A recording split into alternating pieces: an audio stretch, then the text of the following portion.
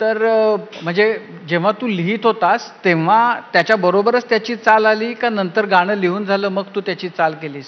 नाही सर, मी आधी लिहिता लिहिता कंपोज करतो. म्हणजे माझं असं कधीच नाही झालं की मी आधी लिहून टाकलंय आणि मग कंपोज करतो.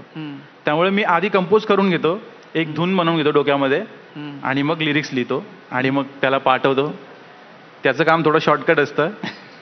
लाईक म्हणजे त्याचं असं आहे की तो नाही का, जो त्याचं असं बिलीव्ह आहे की जे पहिल्यांदा बनतं ना ते एकदम आवडण्यासारखं असतं. हां, तर त्यालाच तुम्ही विचारा किती मिनिटात त्यांनी बनवलंय ते.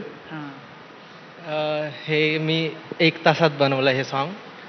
जेव्हा मला त्याने ऐकवलं पहिल्यांदा कंपोजिशन, तर माझ्या डोक्यात तेच होतं की संजू दादाला परत एक व्हायरल सॉन्गच बनवायचं आहे, गुलाबी साडी. आधी आमचं सॉन्ग होतं नऊवारी, ते खूप व्हायरल झालेलं.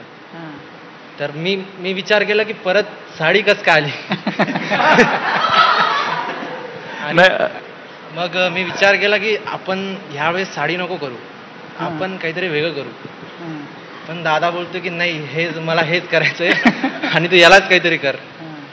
तर मी 3-4 दिवस घेतले आधी, म्हणजे बनवायच्या आधी मी 3-4 दिवस घेतले की याला कसं करू, कसं काय व्हायरल होईल. कारण की आधी पण एक साडी व्हायरल झाली, नंतर ही कसं व्हायरल होईल. पण तुला काय वाटत होतं, म्हणजे साडीच्या ऐवजी या वेळेला मॅक्सी स्कर्ट असं काहीतरी असावं? बोल.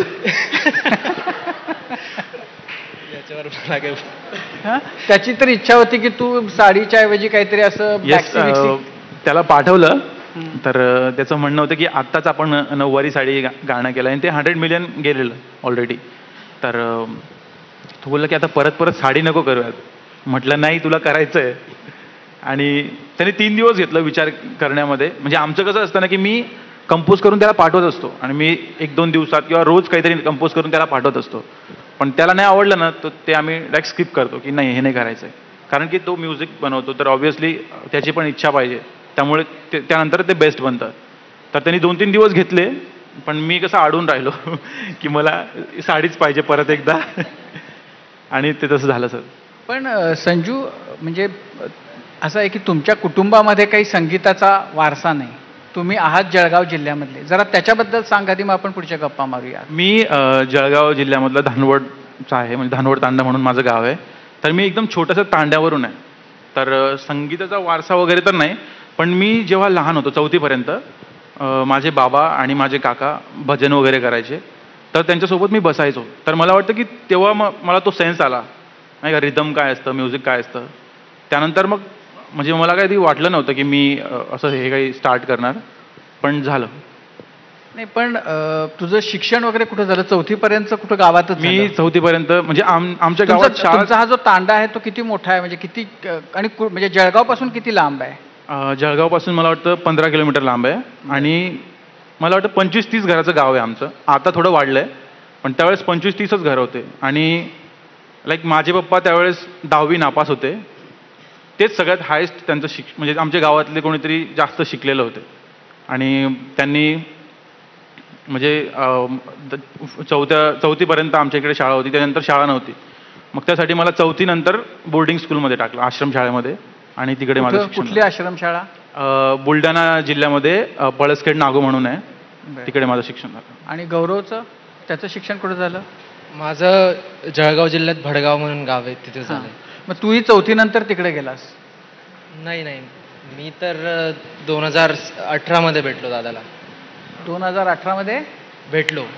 अच्छा. पण तुम्ही भाऊ म्हणजे कसे भाऊ? तो माझ्या मावशींचा मुलगा आहे. अच्छा. पण आम्ही सख्या भावांसारखेच आहे, म्हणजे असं कधी फीलच नाही झालं की तो मावशींचा मुलगा आहे. गाव वेगवेगळं आहे. अच्छा. पण मग तू शिक्षणासाठी तिथं गेलास, पण मग आपण लिहू शकतो आणि आपण लिहिलेलं असं व्हायरल होऊ शकतं, ही जाणीव कधी झाली? म्हणजे मुळामध्ये आपण लिहू शकतो हे कधी कळलं? सर थोडं फनी आहे. मी 10वीला असताना एक मुलगी मला आवडायची.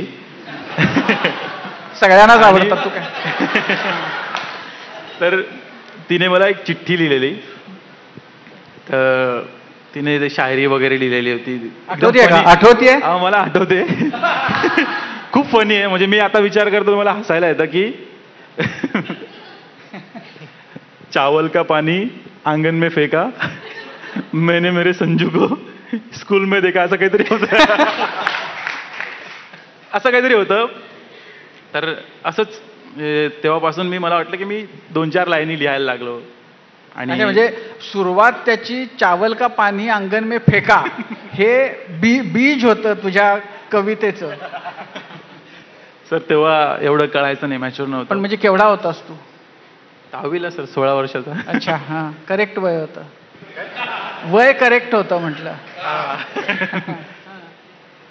पण मग ते झालं, म्हणजे तिनं अशी शायरी लिहिली की चावल का पाणी अंगण में देखा मैंने मेरे संजू को कहाँ पे देखा.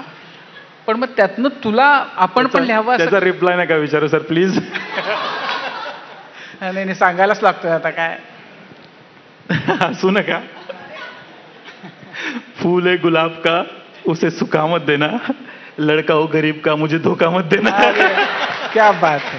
हां, थोडं मी फनी टाईप आहे. म्हणजे मी लहानपणापासूनच मी खूप असं मस्तीखोर आहे. म्हणजे मला तर वाटायचं की 10वी नंतर मी मस्त 2-3 म्हशी घेणार, मस्त शेत आहे, शेतात कामं पण करायचो, तर मस्त म्हशी वगैरे घेणार आणि दूध वगैरेचा मी बिझनेस करणार.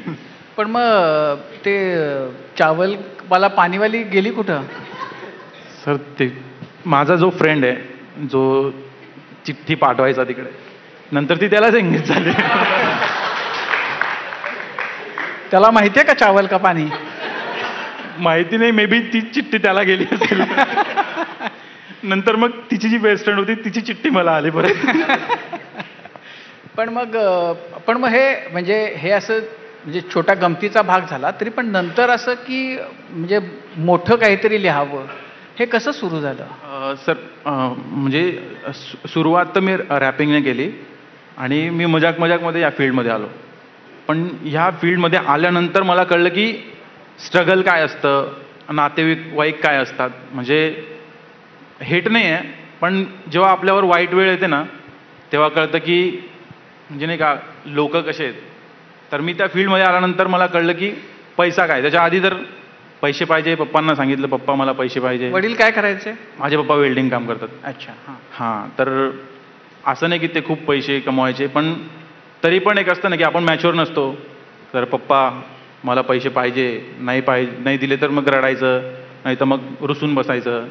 मग कसं घरचे थोडे हळवे असतात, ते आपल्या मुलासाठी काय पण करतात, तर ते करून द्यायचे ॲडजस्ट. पण मग मला जेव्हा हळूहळू मी मोठा होत गेलो ना, मी स्ट्रगल करत गेलो आणि मी आलो होतो मजाकमध्ये. तर मी इंजिनिअरिंगसाठी होतो, डिप्लोमा करत होतो, तर ते पण सुटलं, मी वायडी झालो. आणि मग अशी सिच्युएशन झाली की मी घरून खूप पैसे घेतले. तर आता पुढे जायचं आहे तर माझ्याकडे पैसे नाही. मागे गेलो तर मला असं वाटायचं की मी घरच्यांचे पैसे खूप वेस्ट केले.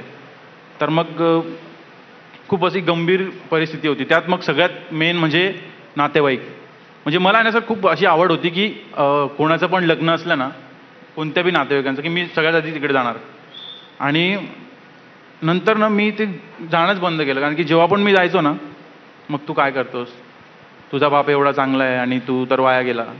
आणि मी कसं थोडा रॅप करायचो, तर माझी स्टाईल पण थोडी मी त्यावेळेस वेगळी केली होती. आणि ते असतं एक उकळतं रक्त असतो ना, जर आपल्याला वाटतं की फंकी राहायला पाहिजे, स्टाईलमध्ये राहायला पाहिजे आणि लाईफमध्ये मग मुली वगैरे येतात तर आपण स्टाईल मारण्यासाठी त्या गोष्टी करतो.